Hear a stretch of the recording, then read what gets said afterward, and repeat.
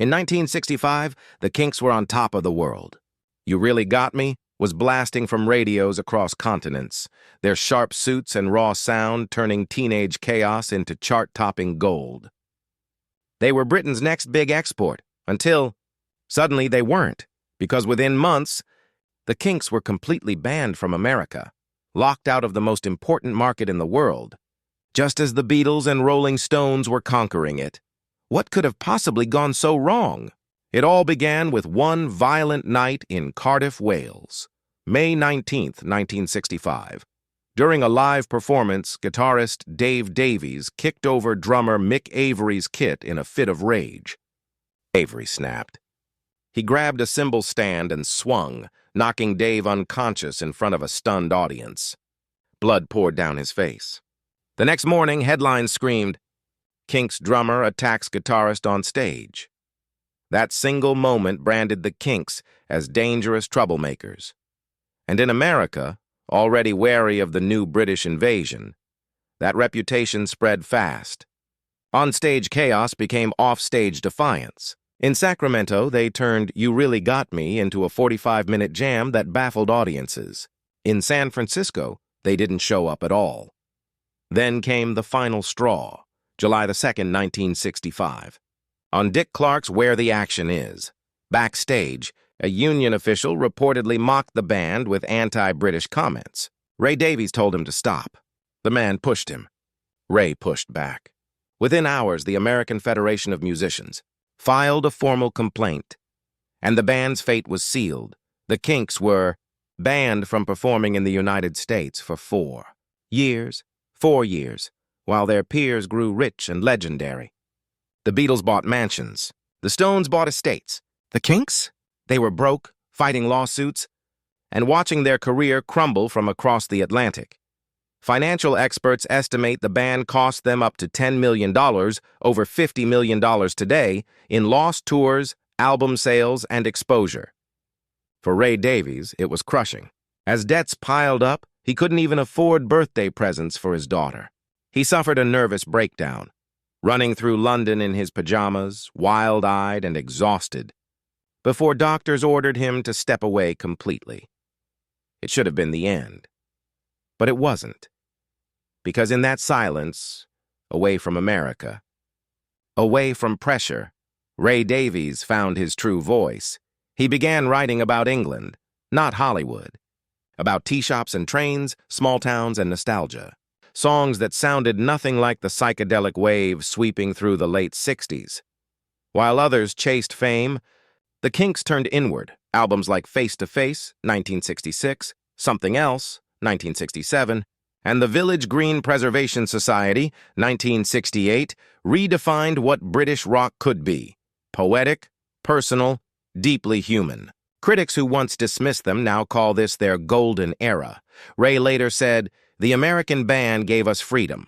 We could finally be who we were, without pretending to be anyone else." When the ban was finally lifted in 1969, the Kinks returned to an America that had moved on. Woodstock had changed the world. Hendrix had changed the guitar. The Kinks, once poised to conquer, now had to start from scratch. But then, in 1970, came Lola, a bold, witty, unforgettable anthem that dragged them back into the spotlight.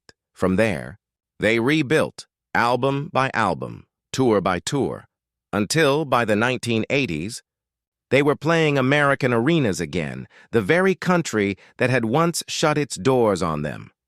Their story isn't just about rebellion. It's about redemption, proof that the road less traveled can still lead to greatness.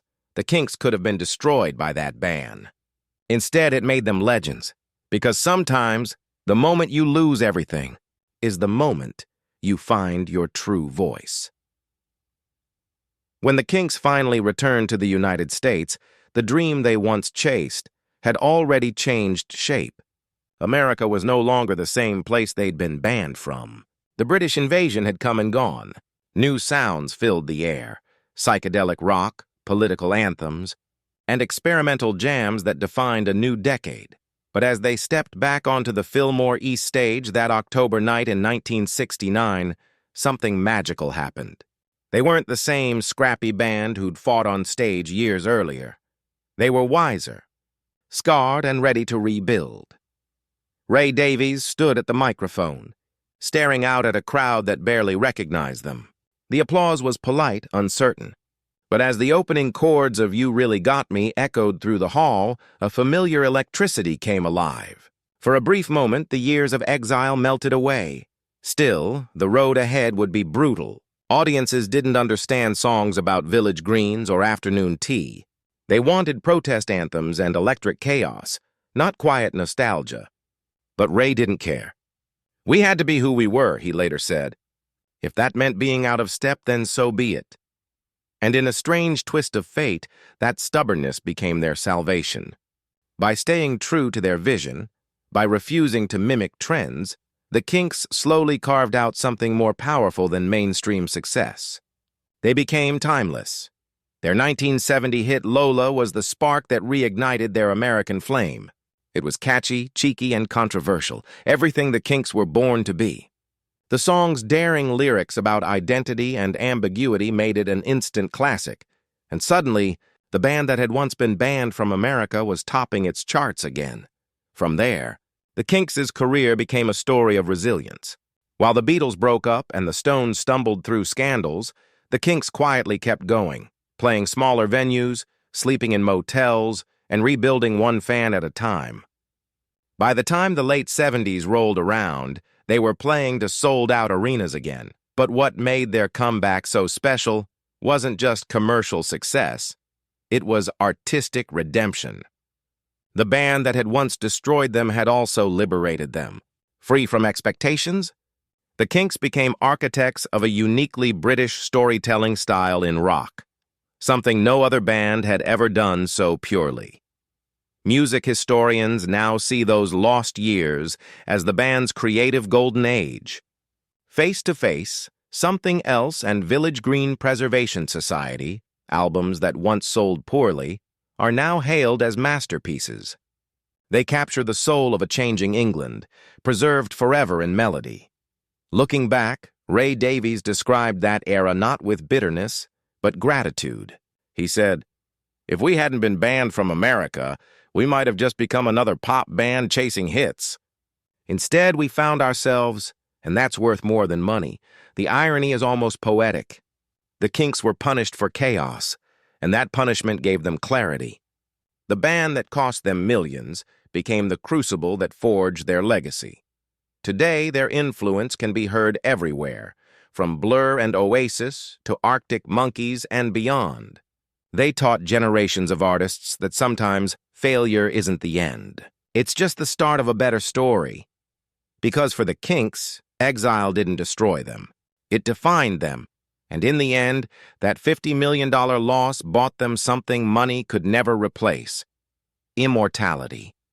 And so, as the lights dimmed and the echoes of Lola faded into the night, the Kinks stood as living proof of a truth that echoes through every soul that's ever been broken and rebuilt. That sometimes, the very fall we fear the most is the one that lifts us higher than we ever imagined. When the world shut its doors on them, they found a window to something greater. When fame slipped through their fingers, they discovered meaning in the music itself. They lost the stage that made them rich, but gained the voice that made them timeless. It's a story as old as time, of struggle, redemption, and finding beauty in the ashes. Because just like in faith, true greatness isn't measured by how bright the spotlight burns, but by how steady the flame remains when darkness surrounds it. The Kinks' story reminds us that even when the world says, "You're finished," God might just be saying, "Now we begin." From the chaos of Cardiff to the quiet triumph of Village Green, they walked through fire and came out singing. And that's why, all these years later, their music still speaks. It carries the sound of survival and the melody of grace. This is Southern Sound, where stories of loss, redemption, and the light that never fades still find a home. Until next time, keep your heart open, keep the music playing, and remember, every setback has a song inside it, waiting to be heard.